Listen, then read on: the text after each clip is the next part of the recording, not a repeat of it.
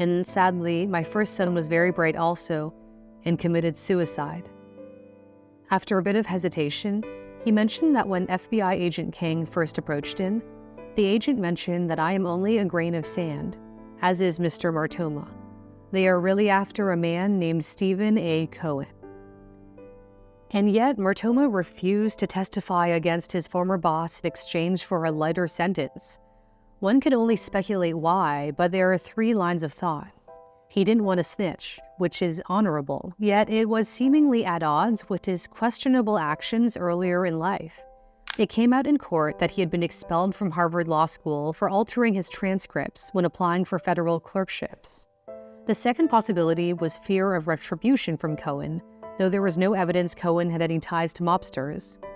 The third possible reason for staying mum had to do with money. The case had ruined Martoma financially. He had to give up his house in Boca Raton, Florida, and millions of dollars.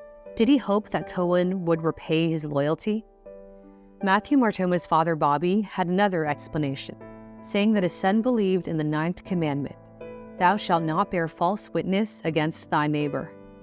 The jury has come back with a verdict, and it is guilty. It is a verdict against 39-year-old Matthew Martoma. For the verdict to come back this quick in 2 full days is unusually quick. Matthew Martoma was found guilty of securities fraud. He was sentenced to 9 years in prison. On the day Martoma was supposed to start his sentence, Cohen spent $101 million at Sotheby's to buy an Alberto Giacometti sculpture called the Chariot. Stephen Cohen was never charged with insider trading. The SEC dropped that charge against him and instead charged him with failure to supervise Steinberg and Martoma. The SEC worried about how it would look to lose to the head of one of the world's most powerful hedge funds in light of a lack of concrete evidence. Cohen also never faced any criminal charges, though his firm, SAC Capital, pled guilty to insider trading charges and paid $1.8 billion in fines.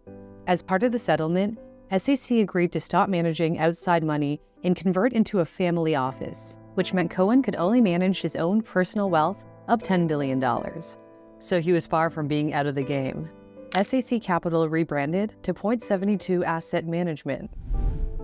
While his underlings went to prison, life went on for Stephen Cohen. He bought the New York Mets in 2020 for $2.4 billion. He continued to buy art, and he kept on trading. The family office was allowed to reopen its doors to outside investors in 2018. Last year, it generated $2.4 billion in profit. When I was a child, I remember my mom worked overtime nearly every night just to make ends meet.